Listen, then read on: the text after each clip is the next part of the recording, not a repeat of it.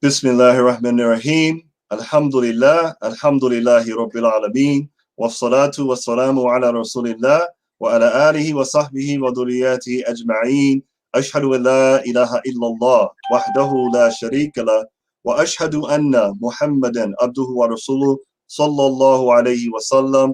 Alhamdulillah. We begin by praising Allah subhanahu wa ta'ala and sending peace and salutations upon his final messenger and prophet Muhammad, peace be upon him, and who was the last messenger to come in a long line of messengers, beginning with Adam, Noah, Abraham, Moses, Jesus, and all the righteous messengers who came with the message of truth, which is the oneness of God.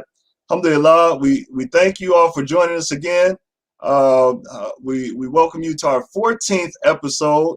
Alhamdulillah, very excited to bring to you today a program where I feel it really connects with the point of our program and why we're bringing this message of legacy and understanding the dynamics of Islam to the people, is really to give people a sense of how Islam has been growing in America. So I'm very excited today to for a number of reasons. One, this is our final program in the month of February, which is Black History Month.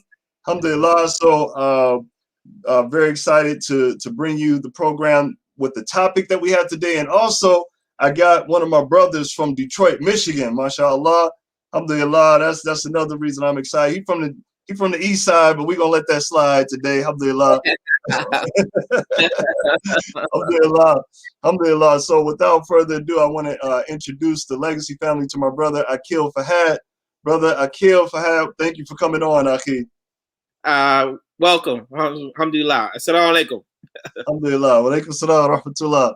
Yeah, bro. So alhamdulillah, we have some pretty nice weather down here. I mean, up here in Michigan today. So, you know, where are you at? You down there in Atlanta right now? Yes, Atlanta. Yeah. It was about 60 today.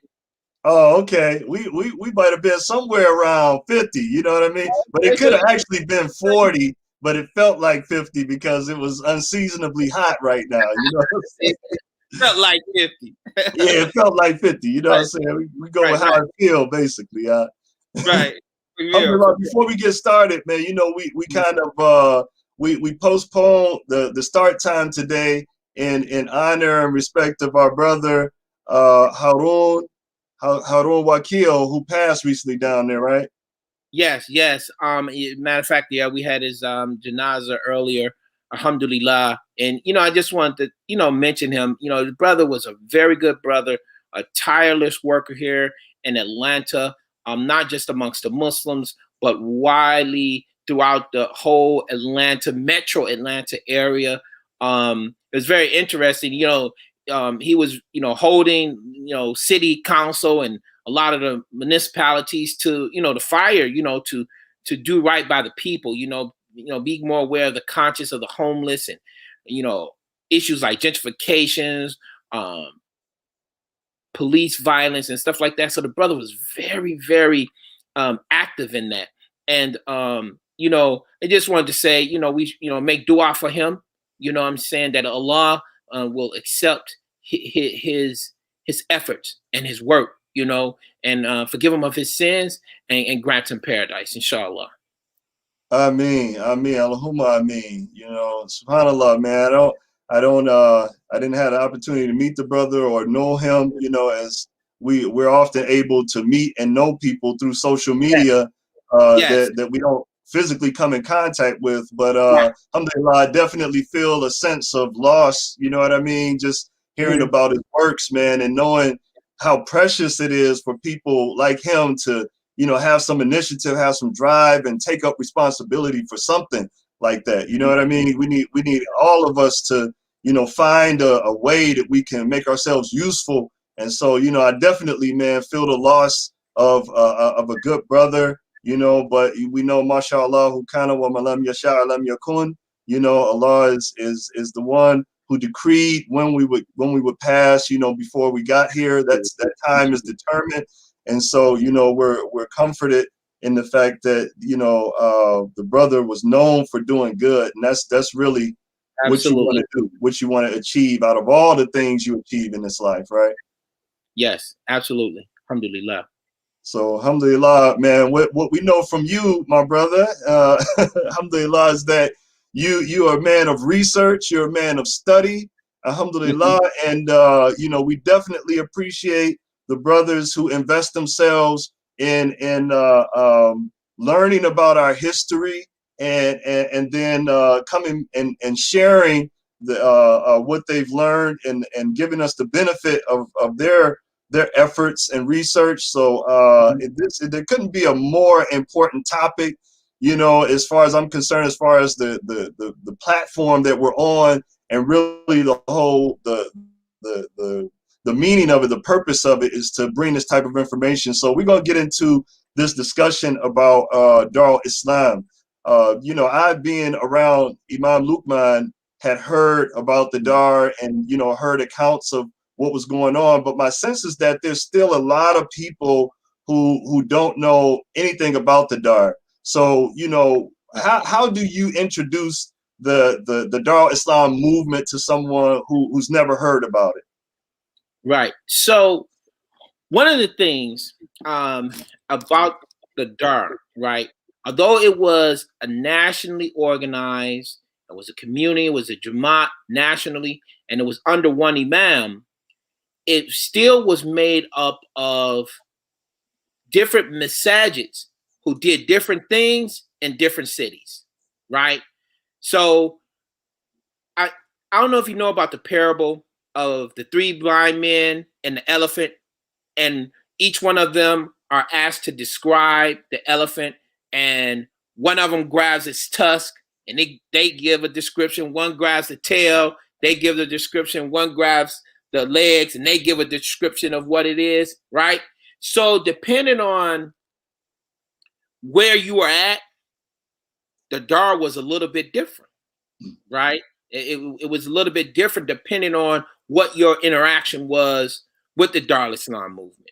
So, having said that, um, I also want to say that, you know, different parts of the Dar where you interact with, right? So you had the Dar from the standpoint of leadership and what they were looking at from the direction, and then you had the Dar as was felt by um, the rank and file of the people, right? So I don't want to speak like monolithically for every single person that was in the Dar, but just as an overall of what the Dar represented. You know what I'm saying? Right. Right, But because somebody it was a national organization of Black Sunni absolutely, Islam Muslims, right? absolutely, it was definitely a national organization. As a matter of fact, it was international too, and I'll get into that as well. But I just wanted to make that clear because sometimes, you know, if you have people and they say, okay, this is what it was, and somebody might walk away with, well, that was the only impression of what it was, right? And so, alhamdulillah, I've had a chance to speak to many elders, right, in the Jamaat, um, but not all over. You see what I'm saying? So I just want to say that there's a perspective that I'm coming from. Mm. So that Right, being said, right. the Darul Islam basically started off in New York, right? The original brothers started as early as 1962, right? They started as 1962. They were attending um Sheikh Daoud Faisal's masjid, right? The State Street Masjid, as they normally call it. It's called Masjid Daoud now, and it's pretty much all Arab right now. But in the early 60s, 50s, it was mixture of African Americans and other immigrants, right? So they were attending the masjid. Then they start having like little study sessions. So they would read Quran, and then they would kind of expound on it. They read Hadith, right? And then, but this was a little study group that they had, and they were meeting at a brother's apartment. And then that expanded as more people started to attend that that group, that study group. So then they bounced around a few more places in New York. But then what really, and there was a breakups there in between, like I say, like 66, there was a kind of a breakup. But when they came back together in 68 and they elected Imam Yahya Abdul Karim as their imam, and they all gave him bay'ah, that's what really propelled the community to start to grow, right? And so then they moved to Herkimer, and that's what became known as the main central hub of the Dar. And from there, that's when other communities, brothers from other cities, started seeing what they was doing. Having the masjid open 24 hours a day, open for all of the salats, open for Juma. And this is like 1968, 1969. And you got to think about it during that time. Now, this should not be a controversial statement, but it is, right? We didn't have a bunch of Orthodox Muslims with the masjids open on Fridays, right? They was not having Jumas on Fridays. The masjids certainly weren't open for Fajr, Isha, was not open for the 5 salats, right? Definitely not Fajr and Isha and Maghrib, right? It's pretty much sometimes might be open during the day. They might have classes on the weekend, that type of a thing. But what the Dar did was really establish Islam so that the people saw and said, hey, those are Muslims. Those are the Muslims anywhere in the world. People would see that, hey, those are recognized as Muslims, right? So much so that even the government, the prince of Saudi Arabia, they all visited the Darul Islam Masjid in New York, right? So as they were growing and they were getting, energized, I would say, as they were getting energized, they still had, interactions with the Indo-Pak community. So you had a heavy influence of the Tabligh Jamaat. So the brothers would go out, do their 40 days, that sort of thing. And so that was kind of interwoven into the ethos of the community, right? That you would go out. And so as they started doing that, they started going out to other places and bringing other people into the Dar, right? Hey, give bay'ah and then open up a masjid and you just roll, And one of the first communities where the leadership actually visited the Darul Islam Masjid in Brooklyn, well, Masjid Yassin, was the community Masjid al-Mu'min in Cleveland, which actually began the Islamic revivalist movement. They joined the Dar, and they became the first masjid outside of New York that was affiliated with the Dar. And I'll go into some, more into that as we go along. But that was. Let me ask you a question real quick, Akil, because my knowledge of it is very limited, right? I mean, I just heard some accounts, so I'd like to gain a little more perspective on what the Dar was during this exchange as well. So it sounds like it began around 1962. There was a split that occurred around 56, and then it sort of reconstituted itself in 68, right? And so what my impression of the Dar was, I heard you mention about brothers going out in Jamaat and things. My impression was always like it was extremely indigenous in the culture within the Dar. So number one, I want to ask you, was there a particular focus on accentuating a Black expression of Islam? And then I want to ask, what type of relationship did the Dar have with some of the Black Power movements that were coming up and really rising to prominence during that era. Okay, so the way it worked, like the masjid in Brooklyn, right? They all had an ethos, right? The ethos was, we are establishing Islam, period, right? That's what it was. It was, we're on the Sunnah, we're establishing Islam. And though it wasn't said with a Black expression of Islam, you know, we still have a certain way we carry things in terms of our dress, in terms of, like, even if we have on thobes or kifaya, you know, we're going to coordinate on Juma. It's going to be sharp. You know what I'm saying? A lot of those brothers, you know, even the manner in which they tied their turbans, you know, it was slick. You know what I'm saying? So we recognize that even though it may be like thobes and stuff like that, it would still have our expression. You know what I'm saying? Now, as far as there was no official ties to any of the Black Power groups or anything like that. But many of the brothers who were coming out of those groups joined the Dar. So you had brothers who had been previously Black Panthers or part of New Libya and organizations like that, or just nationalist, period.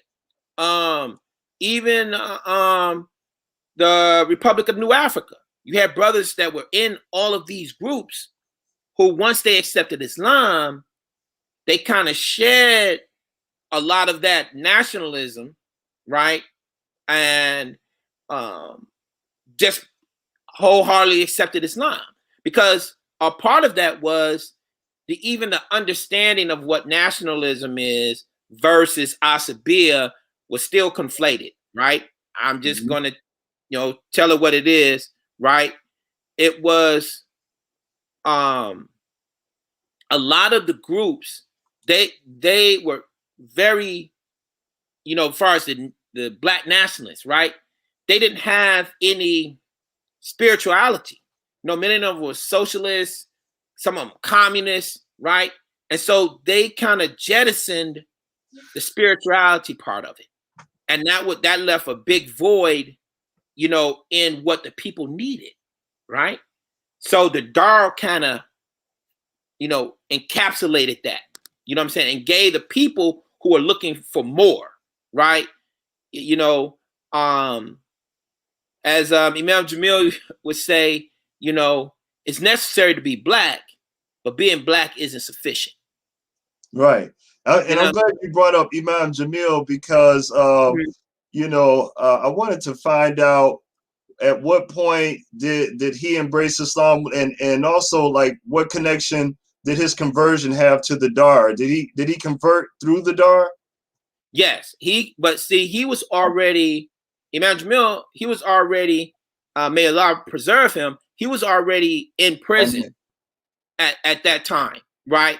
So he joined, he became Muslim through the Darul Islam chaplaincy prison program, right? So you already had the infrastructure of the Dar by the early 70s, you know. Okay. Wow. So, you know, they had, seems like they had a very organized way of developing their communities and involving themselves to the point of having a chaplaincy, a presence there. What other types of programs that they have in place that were known, that the Dar was known for? Did they have like food programs? What else did they do? So all of the masjids, again, what I'm saying is that even though there was no nationally named like feeding program, feeding the poor was an aspect of all of the masajids, right? This was just something that you did, like Masjid al-Haq, right? You know, every Sunday we fed. You know what I'm saying? Maybe one brother sponsored it, somebody else sponsored, but you know, there was feeding program going on every Sunday, right? So that's how it was within the Dar. It was just a program that was going on, that was happening. One of the other things that they had was the Jawala Scouts. You know what I'm saying? And that's something I think, you know, we still need to do and, you know, reinvigorate that nationally. I know Philadelphia, you know, those brothers in Philly, alhamdulillah, it spread to more than just the Darul Islam masjids. Like the masjids that's all affiliated in Philadelphia, man, they have a bunch of scout troops there, right? But that was something that went on nationally within the Dar, right? And the auxiliary groups of the sisters, right? They didn't have like an official name that went with the Dar, but had the sisters not been doing the things that they did together, you know what I'm saying? The brothers wouldn't have been able to do the stuff that they did.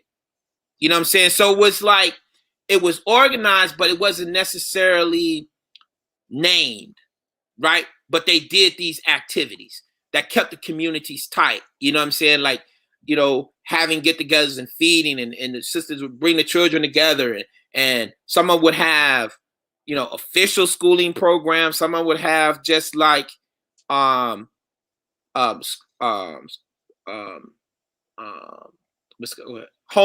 They would have like homeschooling programs, but it wasn't officially named in each city. So like in Brooklyn, they had Masjid Shahadadain, right? It was for the two brothers who were martyred in, you know, internecine violence, but you know, that's what happened, right?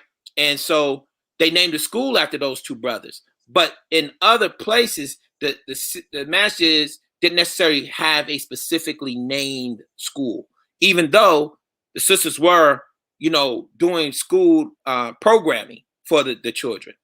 Another thing. I just wanted to ask one thing about the name, or the way that we refer to the Darul Islam movement. You know, for us, when we say movement, you know, it kind of brings up ideas where, you know, you're trying to have a social impact. You know what I mean? Like for all of the different movements that came up during, you know, during our timeline of Black history, you know, it was all kind of directed at a specific problem that was prevalent during that time and resolving it. Did they understand it in that way, like that this was a movement, or was that something that they referred to it as later?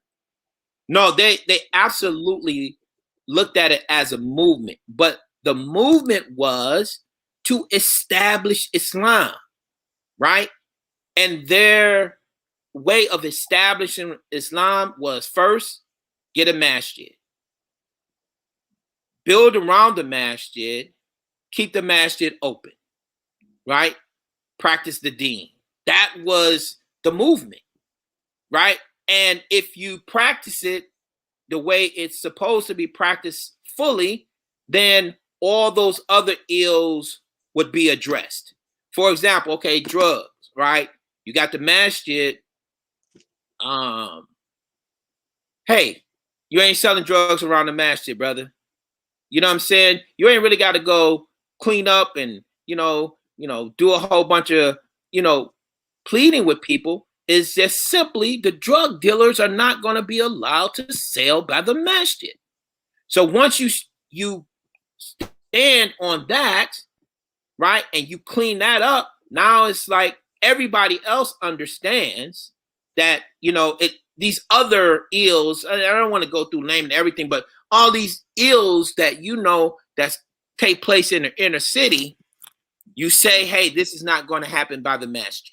Now, so they weren't satisfied to just exist within a neighborhood where, you know, you had all of these things going on. They made it their business to, you know, once they established a presence, kind of control at least what happened within the precincts of their communities. Absolutely. And that's why they had the rod, right? Or the thunder, right? That was the group of brothers who trained. And these brothers trained seriously. Like that cannot be, glossed over. These brothers trained for real. Not like go to the dojo, on the weekend. Like they trained hard. You know what I'm saying? And so, what happens when preparation comes up against people who just talk, you know what I'm saying? And, you move the stuff out of the way. You know what I'm saying? You just move it out of the way. Wow. I mean, I'm just thinking about like, well, I can't help but compare that attitude to, the way that many of us just are satisfied to exist in a space and don't really take it upon ourselves to, like you said, establish Islam, like that firm emphasis on, changing the dynamics of our neighborhood, Right. And I just think that's so key to any Muslim community. And the people of the neighborhoods appreciated that, right? So many people in the neighborhood, right, they appreciated the Darul Islam brothers in those communities where they established masjids, because they ended a lot of the predatory activities that were going on in the community, right? One of the things that would say, I don't want to say it's a hindrance, but one of the things that the Darul didn't do, right? The Darul didn't hold like press conferences and stuff like that, right? So, when you don't do the PR stuff, right? There was no PR group for the Darul, right? It wasn't that.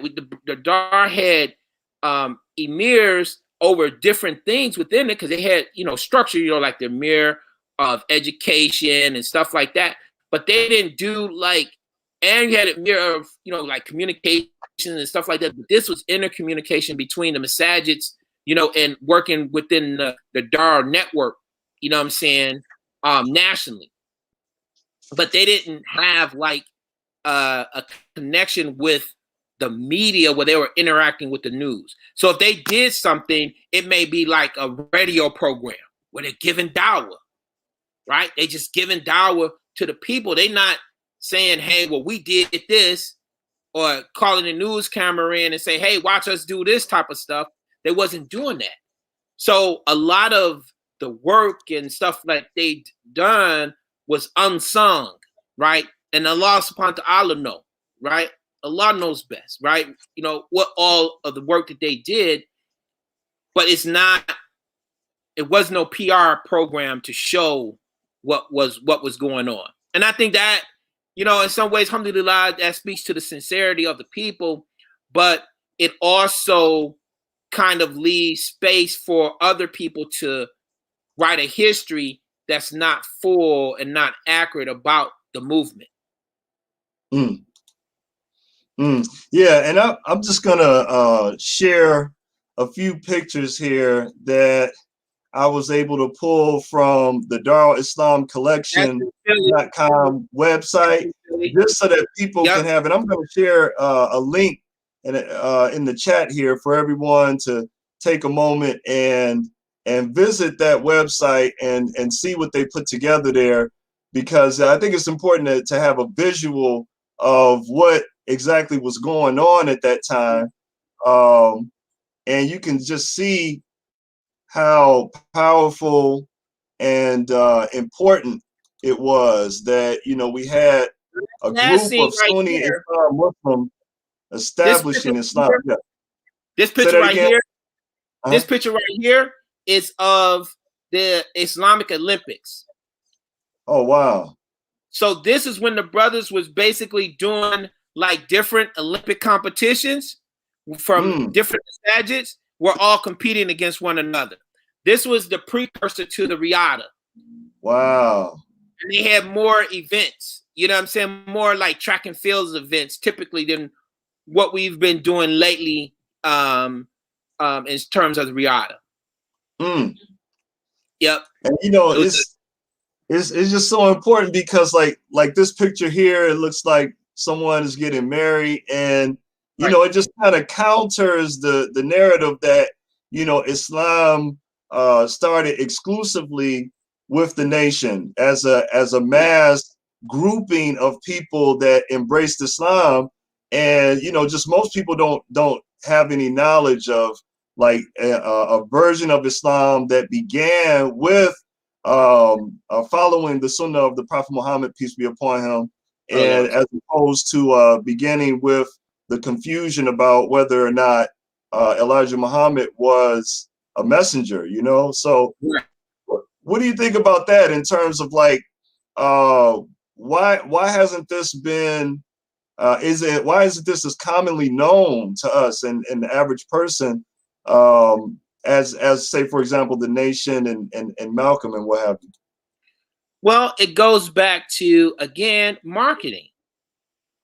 It goes back to marketing and PR and that sort of thing, right? Of what was, who's going to speak for the people, right? Like if you go and you look in like a lot of the newspapers and stuff like that, you won't see a lot of, newspaper comments or quotes from brothers that was in the Darul Islam movement speaking about the nation. Like you don't see that. But outside of that, in the community, the brothers from the Dar was very, very strong about the Sunnah. You know what I'm saying? And what they understood to be at that time. And from the available sources that they had, right?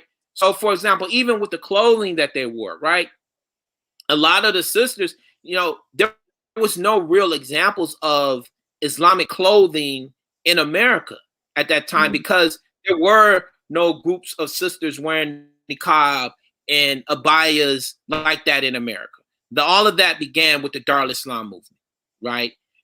In terms of widely, and I want to be clear, in terms of it being widely seen, right? You had some groups, one group in particular, Adina Lahi Universal Arabic Association, which the brothers were moving, in terms of the Sunnah and everything, but they were still hampered. They didn't have the massages open all the time. They didn't always have Juma all the time on Fridays. Like, what I'm saying, depending on what would happen, something could, intervene and something would happen. And they wouldn't have it. They would have it on maybe the weekend. They might have some classes on the weekend to teach the people Islam. But the Darul Islam firmly insisted that the 5 salats the masjid be open for the 5 salats daily. That was a imperative, right? Also, they had the whole notion about Jamaat. And, even now, like some people are confused as to whether or not they should have Jamaat, or is the Jamaat, having Bay'ah, is that fard, or do you have to do it, or are we exempt from it in America? Those types of, nonsensical questions. Prophet ﷺ said the Jamaat was commanded upon him, so he commanded upon us. It's clear. That is a very clear hadith, and there's nothing to say that hadith is weakened or anything, right? So it's good. It's sahih. And so it's clear. And this is what one of the foundations of the Dar was Jamaat. First, the masjid being open for the salat, open for Jummah, and the bay'ah, having the Jamaat and building, like you build something, Now, that being said, of course, just like with any other organization that Black people have done, the government has done its due diligence to attack it and undermine it. You know what I'm saying? That's just par for the course. It's never going to change. It's always going to be the same. It doesn't matter if you're the NAACP. It doesn't matter if you the SCLC. No matter what you are, SNCC, it doesn't matter. You can be totally nonviolent and all of that, and they're still going to do what they do, right? So it was no different, even with the Darul. We had instances of the government trying to intervene to break up the unity of the community. Subhanallah. Subhanallah. So we're going to allow time for our listening and viewing audience to ask questions. So if anyone has any questions, go right ahead and just log it in the chat here. We'll make sure we get to the questions. Akhi, is one of the things I'm thinking about is just like how imperative it is that we have a direction and that we have a goal that we're pursuing as a community. Right. And so when I hear about the Darul, that's one of the things that comes across is that there was no aimlessness. You know what I mean? No. Like if you were to come into the Darul Islam movement, you would see that there were things that were being worked upon, and you would be expected to make a contribution, right? Absolutely. And this must be said too. Again, the Darul Islam movement was truly when you say the abode, the Darul of Islam, they were creating a home environment to establish Islam. They were not like saying, oh, we're going to overthrow the government and all of this foolishness that you hear sometimes thrown about. No, it was like, we are building something separate from what you have, right? They were building something even to the extent, and this is, and this is somewhat controversial, but I'm just going to say it, right? The Darul had its own birth certificates, right? Because as some of these children were being born, they was like, no, we didn't want our children to be tied into the system of America, right? They had their own birth certificates for the children. Now, some of that actually, it made it difficult on some of these children as they grew up to interact into society without having birth certificates, right? They had their Darul Islam birth certificates, but they didn't have like the typical hospital birth certificates. You know what I'm saying? So pretty much they were, invisible to the government. You know what I'm saying? In terms of identity. So, nowadays, in order to move, even just to move through America, you got to have some type of identification. But their idea, many of them, some of the more fervent ones, they said, no, we didn't want our children to be a part of this because they were establishing Darul Islam, and they looked at it from the standpoint of having their own everything, their own medical, their own schools, everything that they needed to provide and take care of the people, they wanted to do themselves. You know what I'm saying? And alhamdulillah, many of it is laudable, but that one thing I would say, we should have looked at that a little bit differently. And everybody didn't do that, but it was some that were really, really, firm about it. So alhamdulillah, they had an idea. It wasn't not aimless. It wasn't like just wandering around. You know what I'm saying? They were really looking at themselves as a movement. And, one of the things I also want to say is also, they are the ones who brought Islam through the South. The Darul Islam movement, from the brothers who were part of.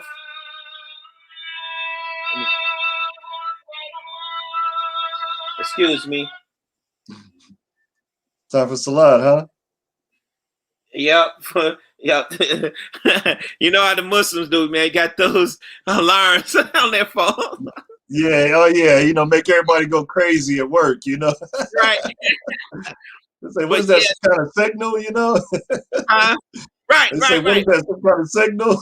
Right, the signal, the bat signal that went off. Right. The Muslims started moving, mashallah. But no, but so the Darul Islam in Cleveland, what they did, so many of the brothers, right, they would go, they had, well, I say many, but they had a program where they had brothers going into the prisons, right? So they started off in one prison in Ohio. And this is crazy how this happened. They started off in one prison in Ohio, right, where they were going, and they had the brothers going in there, and they got strong in that prison. So much so that the Muslims created like a Hudaybiyah treaty with amongst the prison inmates to keep the peace, so that the violence dropped, you know, because the Muslims had gotten so strong. So what the administration did was said, okay, these Muslims are too strong here. So they sent them out to different prisons in Ohio, right? To split them up, to separate, to weaken their strength. But the brothers were so strong in what they believed in that when they sent them to these other prisons, instead of making them weaker, it only made them stronger, because those brothers, once they touched down in these other prisons, they started bringing more people in, right? Wow. So much so, this is the truth. It was two brothers, mashallah, they've returned back to Allah. But they had life sentences, and they were sent to other prisons. They built these prisons up, built the communities up within those prisons, and it was so strong, and all of them were interacting, that the state pulled them back to the prison that they were in, and then kicked them out. Wow. SubhanAllah. We have a couple questions here, brother. The first one, what did you say? I said they literally kicked them out the prison. SubhanAllah. Wow. That's amazing. Yeah. It really is, you know. Because in one sense, it's like, you know, they say they want the reform, and they say they want people to, you know, work on their own to establish something, but then when they do, you know, it's like they're threatened by that too. But Brother Malik Robinson, what'd you say? They're threatened by the organization. That anytime you become organized, that's the threat. Yeah. Right. We got a question from Brother Malik Robinson. He asks, what are your thoughts, if you have any, on the Muslims of America / Jamaat al-Fuqara? Yeah. Okay, Sidi Malik. Alhamdulillah, you would ask that. Okay, so if you ask brothers that are part of the Muslim of Americas today, many of them would say that the Jamaat al-Fuqara never existed, right? They say like there was never any Jamaat al-Fuqara or anything like that. But the reality is, that situation caught our people at a naive situation, right? See, we can't look at that situation from a narrow perspective, because if you look at it from a narrow perspective, like I was explaining earlier, of what you're going to describe either the trunk or the tail. You got to take a step back and look at the whole picture, right? The reality of it was we had a confluence of different things that were going on. We had brothers who were very, very sincere, right? Who wanted to get closer to their Lord, right? So you have part of the programming was in the Darul, you had like a tiered effect of studying, right? So you had the basic studying, which was learning the basic of Islam, right? And after they had gotten started, the book that they were using for their basic studies of Islam was a book called the Mubati Islam, right? This was, okay, I'm just gonna say it. It was a Saudi book that was published before they started pushing the Salafi line, right? So if you get the Mubati Islami, right, the 1970, any one of the early 1970 editions, going from 1971 all the way to 1975, if you get any one of those editions of the book, you'll see it doesn't say Muhammad ibn Wahhab or any of that, right? Even though it's his book, you won't see any of that. It just kind of describes Islam, right? So that was the basic. But then they had other classes that once you graduated from those classes, it was kind of works and training and disciplining that came from the Qadiriyya Tariqa. But that was for the people who had matriculated to pass just the basic Mubadi, right? And so those brothers kind of met like on Thursdays, and they would, study, you know what I'm saying, and go through that part of it. So now you got those brothers who are now looking for something extra from a spiritual standpoint. How does this all tie in, right? You had the other group. Now you also had the brothers who were training hard, brothers who were part of the Rod, who were the protective group of the community, right? Now these brothers were really, really training. Now you had some brothers that were, doing the study both and doing the training, but the brothers who were doing the training, they were part of the Rod, right?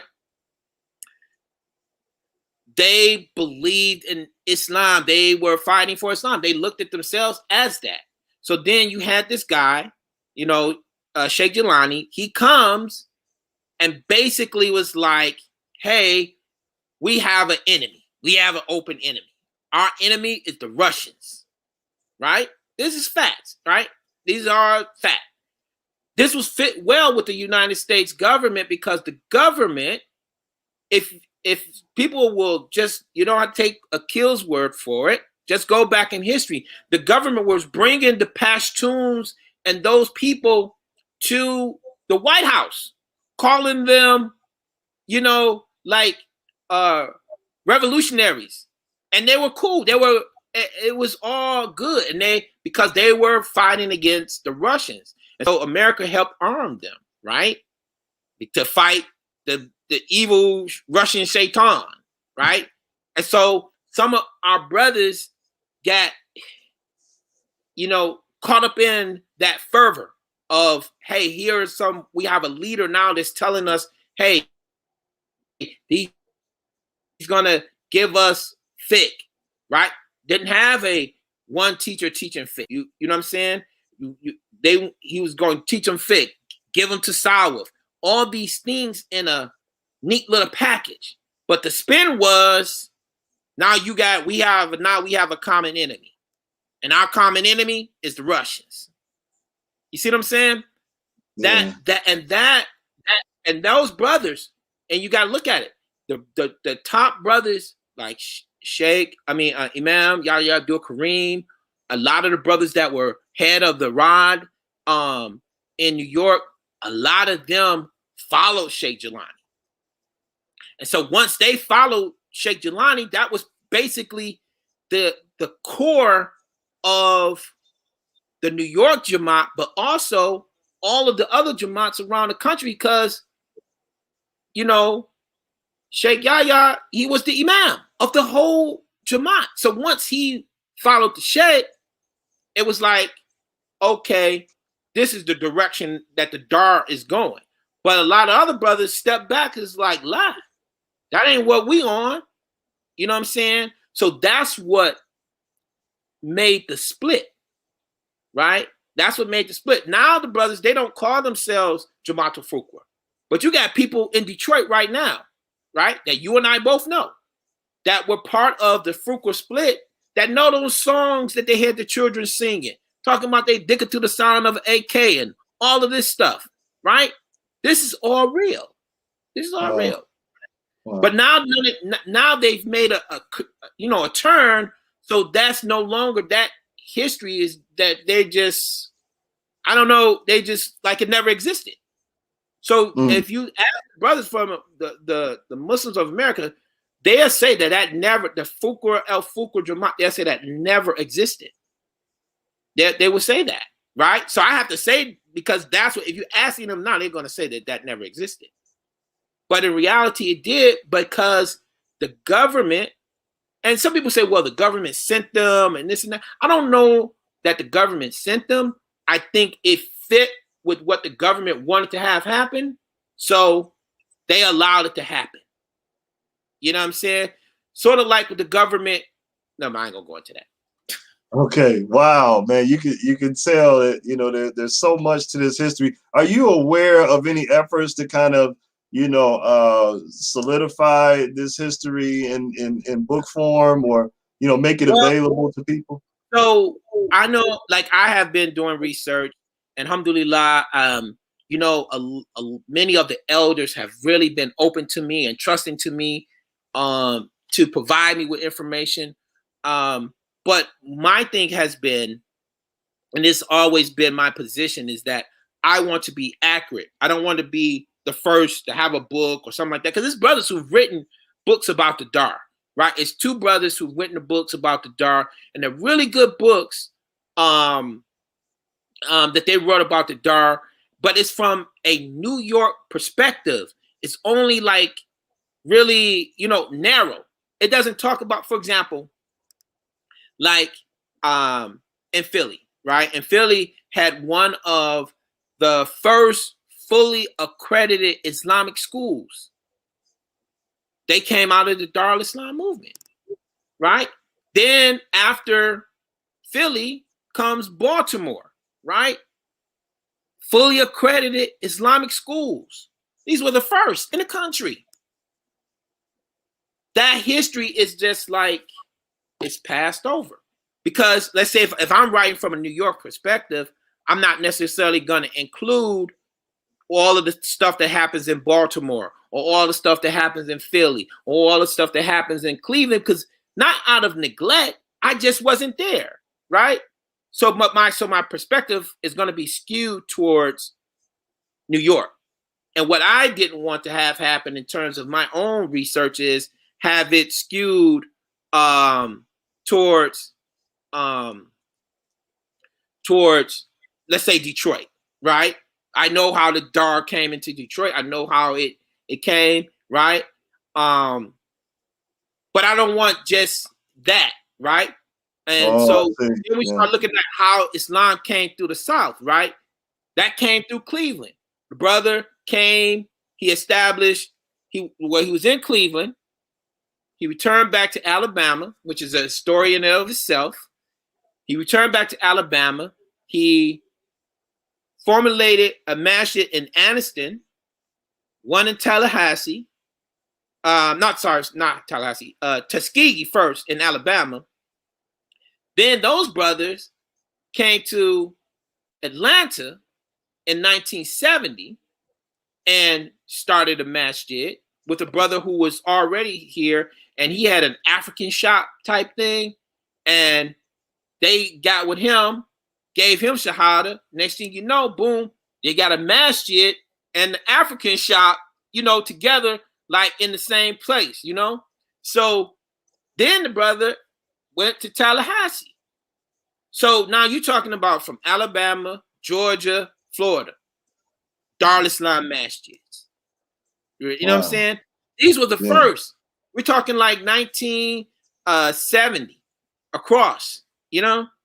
And we're coming towards the end now. I just want to get a chance to get these last few questions that we have. Sister asked, I'm curious what is known regarding Darul Islam movement and how it was established in DC. I think you mentioned several other places. I don't think you mentioned DC.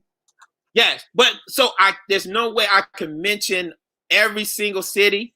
I can yes, there was a masjid, Darul Islam masjid in DC. There was a Darul Islam masjid in Cincinnati, Darul Islam masjid in Boston.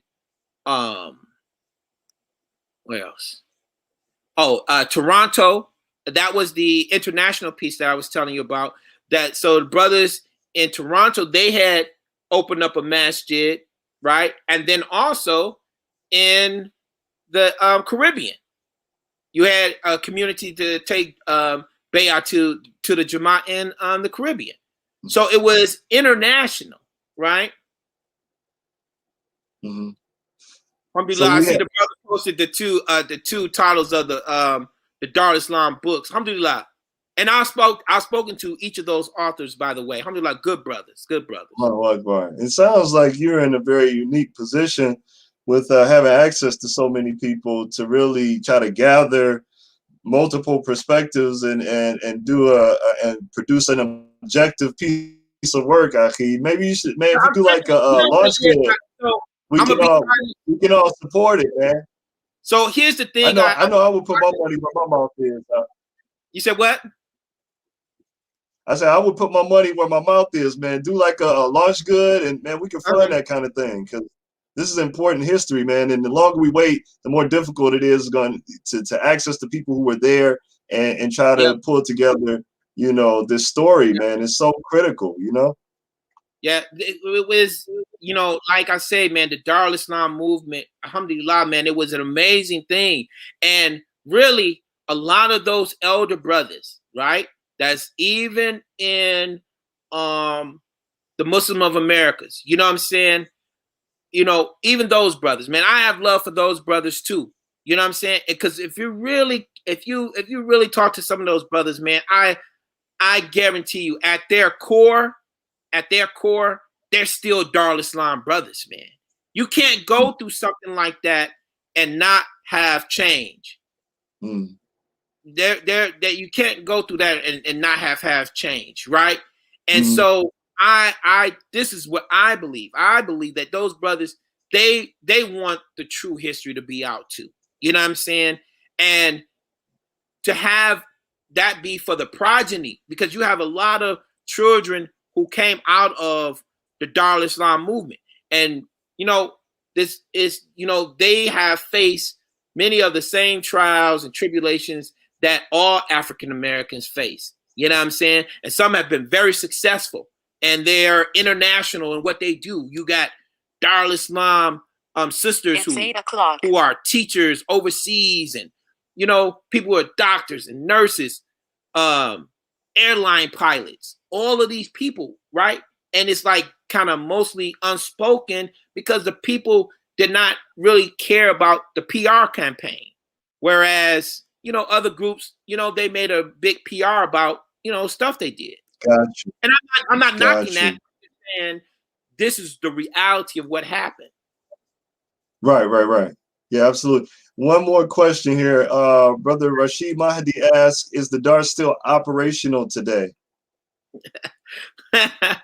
Alhamdulillah. So I would say this. Yes and no. The reason why I say yes is because the National Jamaat that I have bay'ah to, right? So I'm gonna, you know, expose it, so just cases no or anything like that, right? I have bay'ah to Imam Asim, right? He's the national Imam of Al-Ummah, right? Al-Ummah comprised of many communities that came out of the Dar who did not follow Sheikh Jelani, right? But they didn't use the Darul Islam name anymore. So their first just was the National Jamaat, right? Then some would call them the community of Imam Jamil, right? But it was always these independent masajids who worked together, right? And so now we're Al-Ummah. You know what I'm saying? You know, the same programs, the same moving forward. You know what I'm saying? You go to any one of the cities, you're going to find out the same basic things that's going on, feeding other poor people. You got third generation Muslims like in Cleveland, you know what I'm saying, in Atlanta, still feeding the people. This stuff still goes on. It doesn't stop, right? It still continues with the same objective. In Philly, same thing, feeding other people. Now again, with Philly, they're kind of unique because they still got the Riyadh. I mean, the Jawala Scouts going strong. They're really strong with the Jawala Scouts. We have a troop here in Atlanta, But in Philly, man, it is really going strong. And I commend those brothers because it is truly a rites of passage program for young Muslim brothers. And that's what we need to combat a lot of this gang stuff, because you got Muslims that's joining gangs, man. You know what I'm saying? They coming out the deen, brothers who got Quran. You know what I'm saying? Because of those types of things. So you need something like the Jawala Scouts to help the youth be strong and be able to, you know, weather this dunya here in America. But yeah, to Rashid's question, yeah, the Dar's still going, man, because the brothers, those elder brothers, man, they still Darul Islam guys, man. They just still Darul Islam guys. SubhanAllah. Alhamdulillah, you know, with things like this, it's true. Yeah, with things like this, you know, a movement so pervasive and so well established, you know, the influence is there. Whatever came after it, you know, it had to be a product of what was going on prior to. So I mean, even if there's no continuation of it by name, you know, the people, the children who came behind that, by whatever name they call themselves, you know, they came out of that movement or were influenced greatly by it. So masjid, community, bayah, like these things still ring, you know what I'm saying? And those things are still real, and brothers take it serious. Alhamdulillah. And, you know, I say brothers, you know what I'm saying? But again, none of the work, none of the stuff that was ever accomplished could have been created without those sisters doing their part and their role in the formation of the Dar. So it was not like a one gender thing, you know what I'm saying? Everybody, you know, did their efforts and sacrifice. That's a key word. Their sacrifice to push this thing forward, man. To push it forward, you know what I'm saying? Because you don't have children that remain Muslim if the mother ain't due diligence in her Islam. I mean, it's just a reality. You know what I'm saying? It's just a reality. You know, the sisters have Islam, then the nation, the body, the Jamaat is gonna have Islam. Alhamdulillah, alhamdulillah, brother. I appreciate you so much, man, coming on and sharing this important part of history with our listening and viewing audience, and for myself also. You know, every time I have an opportunity to hear about the Dar, it just makes me aware of, you know, how little I know about this very important part of our history, and how much more, you know, I would like to know. So alhamdulillah, you know, definitely appreciate you. Do you want to leave us with any closing thoughts on the Darul Islam movement? One of the things that I would like to leave is that and reiterate, because these are the things that the brothers, when I talk to them, they reiterated, right? It's about Allah, right? Getting closer to Allah, living in accordance and following the sunnah of the Prophet Sallallahu Alaihi Wasallam, right? And establishing Islam and giving the dawah, right? You got to give the dawah with not just with your words, but with your actions, your adab, your behavior. That's part of the dawah too. You know what I'm saying? And the brothers were not shy about their Islam. That's the other thing. You know, these brothers put billboards throughout Ohio. You know what I'm saying? Big billboards. You know what I'm saying? Darul Islam movement. Right? Letting it be known that, you know, here we are trying to create an abode for Islam, a home for Islam, where the people can follow the sunnah, where sisters can walk and not have their hijabs tugged on or be accosted by anyone. See, that's another aspect of it too. A lot of people think, oh, well, we got Islamophobia and this and that, you know, since 9/11 and a lot of those things. But coming into it in the late 60s and early 70s, those brothers and sisters, you know, you had to be strong to wear a kafaya, or the sisters wear khimar or wear hijab. You had to be really strong. You know, you couldn't be soft. So the sisters had to be strong too. Everybody in the Jamaat had to be strong, but their strength led to it being a lot easier for brothers and sisters to be able to wear the Sunnah today and not be accosted, right? You know, most of the struggle people have now is with wanting to fit in. If they have a struggle with, you know, wearing hijab, or they're not physically being accosted. Whereas in the late 60s and early 70s, you know, people would feel no compulsion about coming up and saying something. Well, now they don't do that no more. And the reason is because those brothers and sisters established it and were firm on it. And I'll leave it like that, but you don't have to worry about that. You know what I'm saying? Like how it was at a point in time. You know, I mean, one thing that kind of, to me, I notice is the attitude, the social circumstance at the time, like, was all about building. You know what I mean? You had the Black Panthers.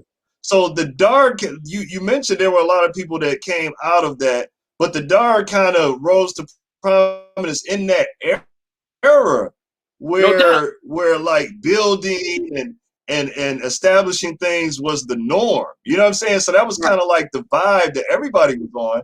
And so now when you see that the difference in the way in which we go about, you know, establishing Islam, investing ourselves in the establishment of Islam, and you look at the social circumstance that surrounds the group of people now, I mean, that's where I see a huge difference. You know what I mean? Like, there's always this thing you want to do where you want to say, well, okay, what the heck is different about now, and why aren't we moving? Well, a lot of it has to revolve around technology and how we are incorporating technology into how we live in Islamically, right?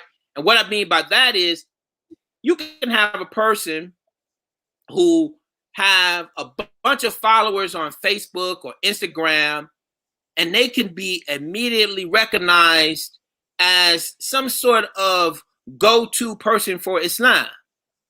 But in reality, they don't live around the masjid. They don't belong to a community. So a lot of these, you know, these fanciful fatwas that they be given, they don't have to live with the ramifications of what they're saying is Islam.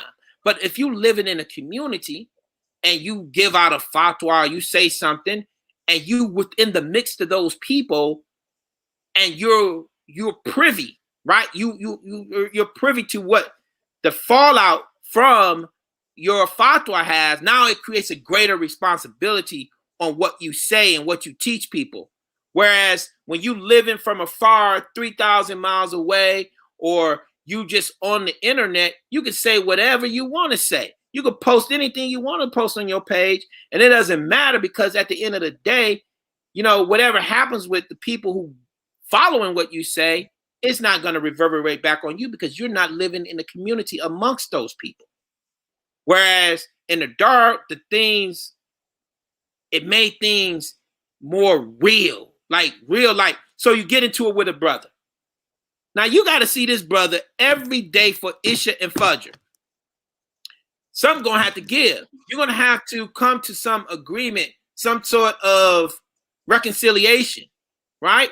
But if you don't see that brother, you don't have to see that brother every day for Salat, then the fitna can create and last, because you can just have hubris in your flaunting of Islam. Because why? You don't have to be around this person. There's no grouping of brothers is going to say, hey, man, you need to adhere to this, because these are the principles of our community.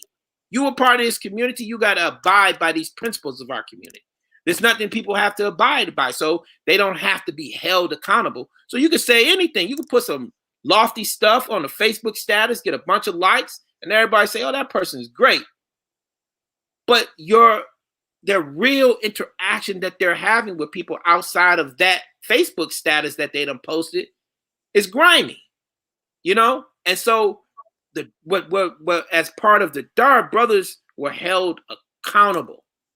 held accountable across the board. You know what I'm saying? And a lot of that accountability is lost because the people don't have to live near the masjid. They don't have to answer to an imam. They don't have to answer to a community. You know what I'm saying? And that's, I would say, is the bigger difference. Because back then, you had to be a part of something. Brothers couldn't even travel to another city without having a letter. It's like, where you come from, huh?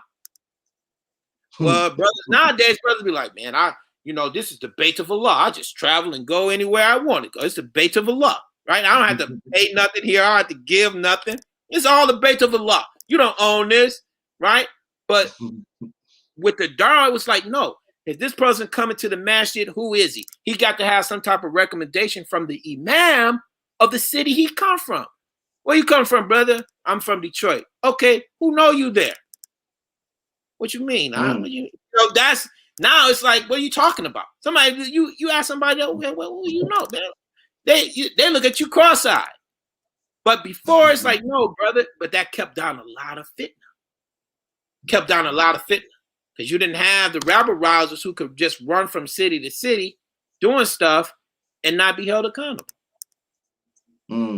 So yeah, I mean, there's no question, man. I mean, the need for structure, the need for imara, all of that ties back into what the Prophet ﷺ left us, But on that tip about resolving conflict and things, one of the things I remember from Imam Luqman's masjid, rahmatullahi alayhi, is like after every salat, and I mean every salat, he would say, is there anything the brothers need to bring out?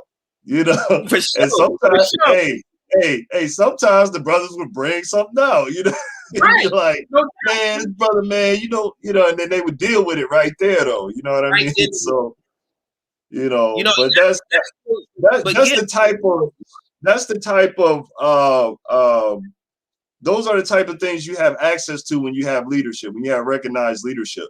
Somebody that you can go to and resolve things like that. You know what I mean? So, I mean, a lot of masajids, they're not set up on that principle, like you have somebody who's in a paid position, and the moment that they get out of step with what the people like, they're being replaced, and so there's kind of a disadvantage in that in terms of like, are we adhering strictly to what the Prophet ﷺ left us? You know what I mean? So and we lose something, you know what I mean, in that difference, right?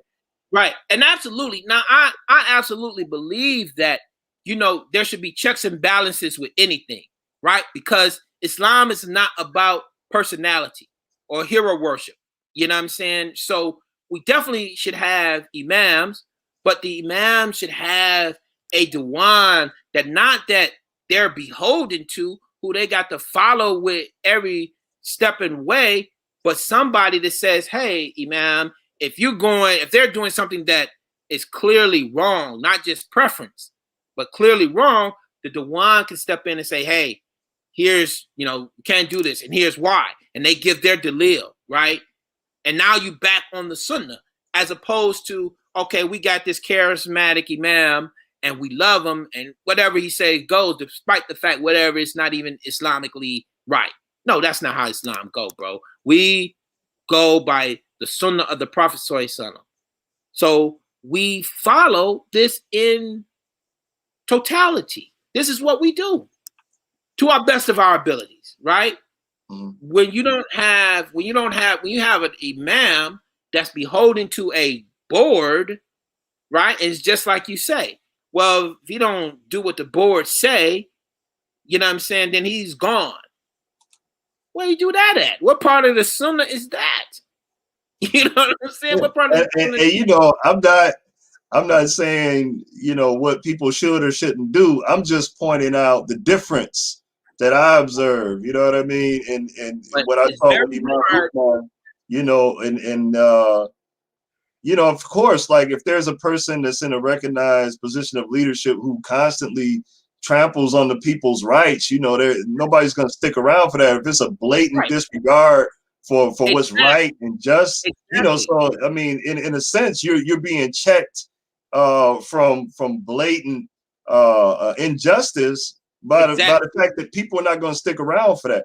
But I mean, it's just a conversation about like the dynamics of then and the dynamics of our community now, and where we're losing something at. I think it's an important discussion to have. You know, it might ruffle some feathers, but you know, hey, we can't let that stop us from the truth. Allah said he not shy from speaking the truth. You know? I try not to ruffle feathers anymore. I'm peaceful. Don't worry, that's what I'm here to do, man. People don't have to like me. I just that's what no stop for Allah. I mean, you know, the point is that we have to make some assessment of where we are and where we need to go. You know what I'm saying? And what can be improved upon, you know, based upon what we're doing as a community right now. That's all. So, you know. But anyways, Jazakallah khairan, Akhi. I just want to leave one last thing. Yeah, that's fine. One of the things that Imam Mutawa says, you know what I'm saying, is if the people, you can get 5 brothers to agree on one thing, no matter how big, no matter how small, and you can continue to do that with consistency, then do that. That would be, because it's something that's not being done now, right? Whatever you decide on, whatever it is, to do that thing and do it consistently. You know, that would help push and create a gravity towards unity amongst the people, because you have these various groups of people all doing something, right? All doing something that they themselves decided to do, that they're doing consistently, and you will start seeing the good in each other. And the good of different things that works that's being done. You know, Imam Latif Al-Amin, he said, Imam Al-Amin Abdul Latif, he says that it's like a division of labor. All the Jamaats got benefit, and the people just get in with the benefit of the group that's doing the benefit that they like. Alhamdulillah. Alhamdulillah. Absolutely. Absolutely. You know, alhamdulillah. Sister asked if you could leave contact information for anyone who wants to reach out to you, Akhi. How do people get in touch with you if they want more information or? Sure. My email address is my first and last name. Okay, let me see if I can put. Can I type this in this chat? You know, I haven't used this one before. Yeah. I was going to type it as you said it, but you can do it also. Okay. Yeah, definitely. We encourage everyone to, you know, reach out to the brother. You know, he's providing some very important information about our history, and you know, we definitely need to get something going, Akhi, where we can contribute to an effort to, you know, get this information into book form. You know, we need to do some crowdfunding or something, Akhi, whatever it takes, inshallah. Inshallah. Yeah. So did you put your information there? I can do it. Akil Fahd at. I put it in the hold on. I thought I put it in the chat. Oh, okay. Yeah, it showed up in the private. I got you. Okay, it's put in the private. Okay. You know, this is, man, I mostly use Zoom for work and stuff and WebEx. So I'm not, this is another one I have to get familiarized with. Right. Okay, well, Jazakallah khairan again.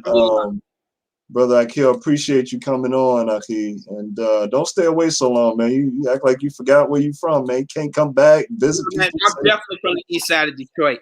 But I'm on the West End now, baby. I'm West End. I'm feeling real West Indian right now. All right, West Indian Archie. All right, Akhi. But again, people, make dua for the brother Harun Wakil. He is a very good brother. Did a lot of work in Atlanta. You know, it's a lot of people hurt. You know, he's gone, and he left a huge void in Atlanta as far as the activism that he did and performed on behalf of the people, not just the Muslims. Though he was committed to the Muslim community here in the West End. He was part of the Sutra team, as I am as well.